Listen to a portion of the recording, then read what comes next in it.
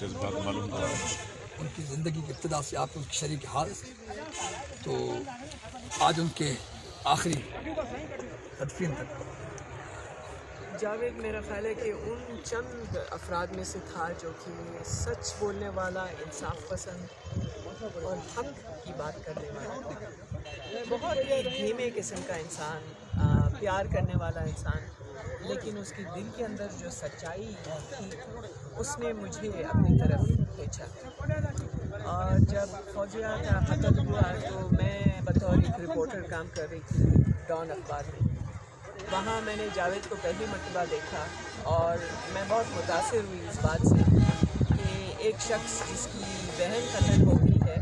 وہ سچ معلوم کرنے کے لیے اپنی جو بہن سے وفا ہے اس کو نبھانے کے لیے حق کی راہ پر ہے۔ تبھی ہم نے جو ہے ان کے ساتھ ہاتھ ملایا اور رفتہ رفتہ ایک دوسرے کے اوپر اعتماد کرتے کرتے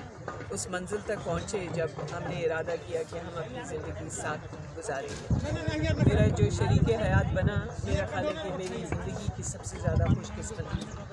کیونکہ اس جیسا پیار، اس جیسا شفیق انسان کا پانا کسی بھی شخص کے لیے بہت ہی بڑا کرم کا باعث ہے۔ ہم لوگ امریکہ میں کوئی 18 سال سے رہ رہے تھے جب یہ واقعہ ہوا، اور ہر شہر میں جب ہم جاتے تھے جاوید کا یہ تھا کہ محنت کرو، نفیسہ کو کوئی ایسا کام نہ کرنا پڑے۔ میں نے یونیورسٹیز میں پڑھایا، میں نے ریڈیو میں براڈ کاسٹر کے طور پہ کام کیا، میں نے مختلف قسم کے بڑے اچھے اور درجے کے کام کیے، لیکن جاوید کا یہ تھا کہ ہمیشہ میری حمایت کرو اور میرے ساتھ رہو۔ اور ہم نے سوچا کہ ہم ایسی ابھی زندگی واپس پاکستان آ کر بنائیں گے، اور اس کی پوری تیاری ہم نے کی ہوئی تھی، اور پھر یہ حادثہ ہو گیا ہے، یہ واقعہ ہو گیا۔ لیکن میں آپ کو کہہ سکتی ہوں جاوید میرے دل میں ویسے ہی زندہ اور جاوید ہے جیسے اس کے نام سے پتہ چلتا ہے۔ جاوید کبھی نہیں مر سکتا ہے، کیونکہ محبت دینے والا جو ہے صوفی،